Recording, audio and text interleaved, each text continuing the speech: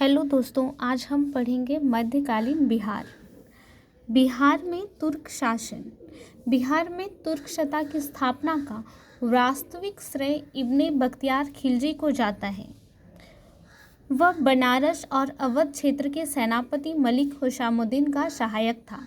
बिहार की कर्मनाशा नदी के पूर्वी और सैनिक अभियान आरंभ किए।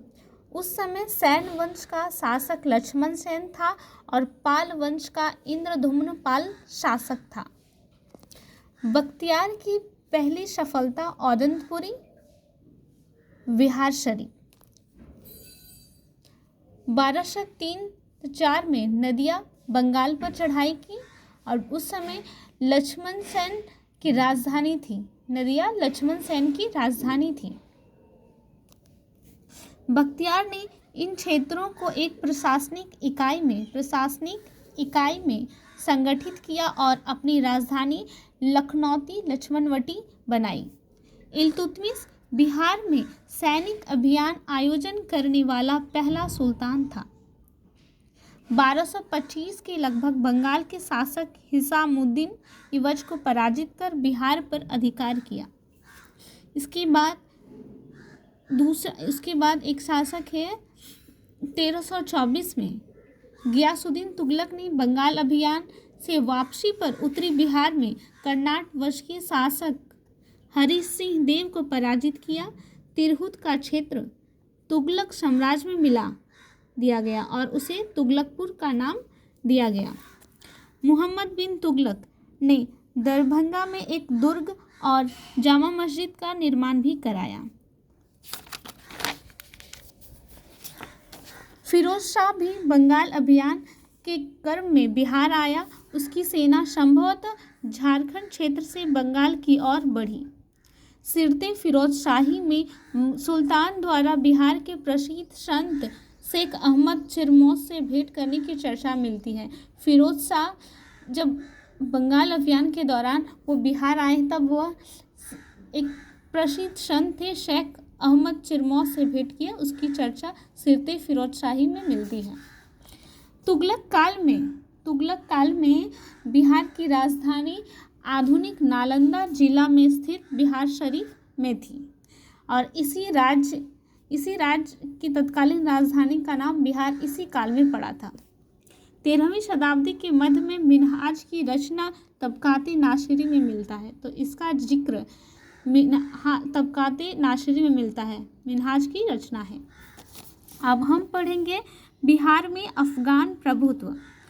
1526 में पानीपत की लड़ाई में लोदी शासक इब्राहिम की हार के बाद दिल्ली पर मुगलों का अधिकार हो जाता है। बिहार में सुल्तान मुहम्मद शाह नुहानी ने स्वतंत्र सत्ता ग्रहण कर ली। ठीक है। बाबर ने 1529 में घाघरा की लड़ाई में इन अफगानों को पराजित किया। महमूद लोदी को विस्थापित कर बाबर ने मोहम्मद शाह के पुत्र जलाल खां को बिहार का प्रशासक नियुक्त किया। शेर शाह सूरी जिनका पहले नाम था, बचपन में नाम था फरीद खां। इनका जन्म 1486। इनके पिता का नाम हसन खां सुर सहस्राम का जागीरदार थे। इनके पिता इन्होंने जब्त प्रणाली लाई। भूमि की नाप के आधार पर लगान की निर्धारण किया। 1536 में सूरजगढ़ की लड़ाई में शेरशाह ने बंगाल की सेना को पराजित कर पूर्वी भारत में अपनी स्थिति सर्वोपरि बना ली और 1537 में बंगाल में अधिकार किया। अब 1539 में हुमायूं को बक्सर के समीप चौसा की निर्णायक लड़ाई में पराजित किया 1539 में। और 1540 में बिलग्राम का युद्ध होता है। बिलग्राम अथवा कन्नौज के युद्ध में हुमायूं को पुनः पराजित किया और अपने आप को दिल्ली का सुल्तान घोषित किया।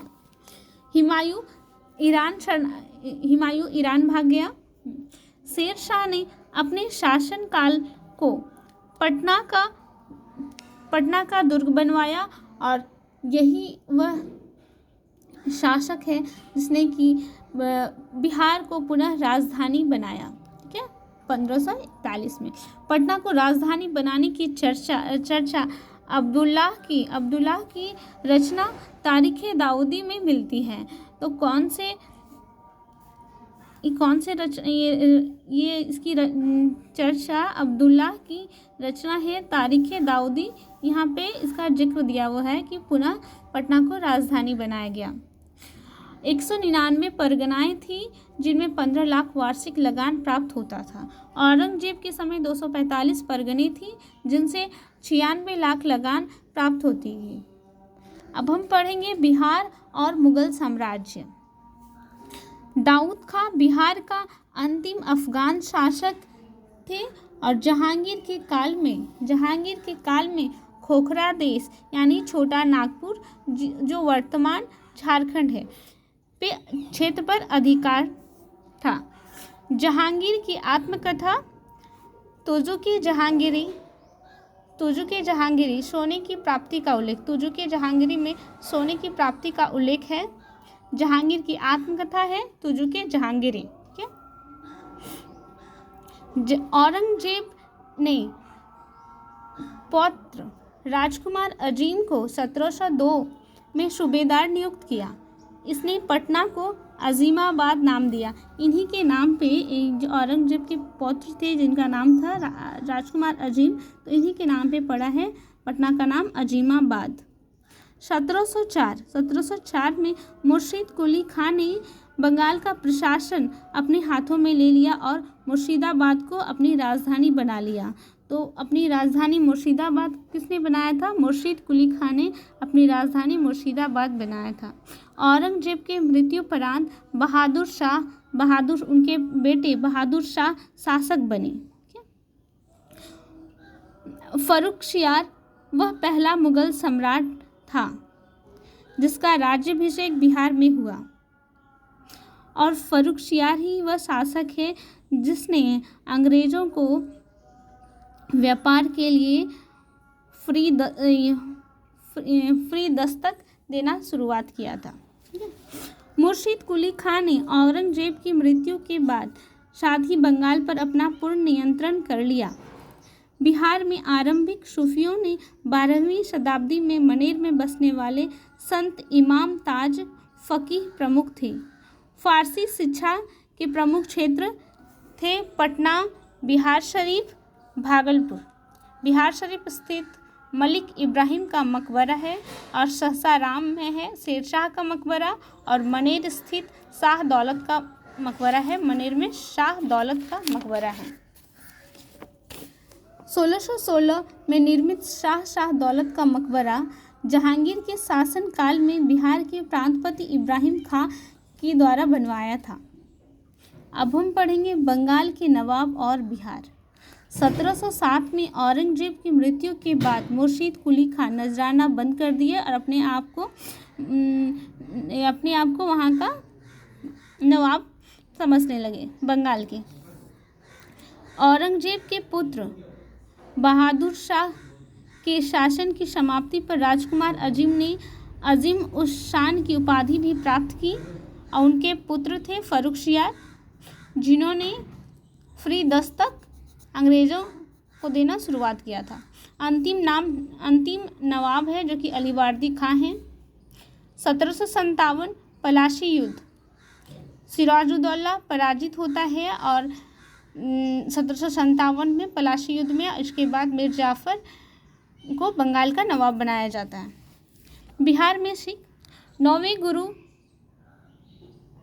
के 9वें गुरु श्री तेग बहादुर का बिहार आगमन होता है। साथ में उनकी पत्नी होती है जिनका नाम गुजरी देवी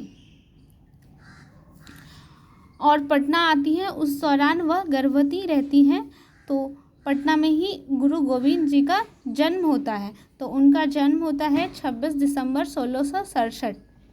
गुरु गोविंद जी ने मसनद व्यवस्था का अंत किया। 1708 ईस्वी में गुरु गोविंद जी के निधन के बाद माता साहिब देवी गुरु गोविंद जी की पत्नी के प्रति बिहार के सिखों की श्रद्धा बनी रही। आगे हम पढ़ते हैं। अंग्रेज 1620 में पटना में आलमगंज में व्यापारिक केंद्र स्थापित करने में प्रयासशील रहे, पर वह वास्तविक सफलता 1651 में मिली। वर्तमान गुलजार बाग स्थित गवर्नमेंट प्रिंटिंग प्रेस है। डच फैक्ट्री की स्थापना 1632 में है। वर्तमान पटना कॉलेज की उत्तरी इमारत है। एक अन्य Dane factory Patna city Nepali Kothi के समीप है। फ्रांसीसी यात्री त्रेवनिये लिखता है, पटना मुगल साम्राज्य का दूसरा सबसे बड़ा नगर तथा उत्तरी भारत का सबसे बड़ा व्यापारिक केंद्र था। मैनरिक पटना की जनसंख्या को 2 लाख बताया है। अंग्रेज यात्री जॉन मार्शल और पीटर मुंडी पटना की समृद्धि और यहाँ के अमीर वर्ग ऐश्वर्य का चर्चा किए हैं। समाप्त।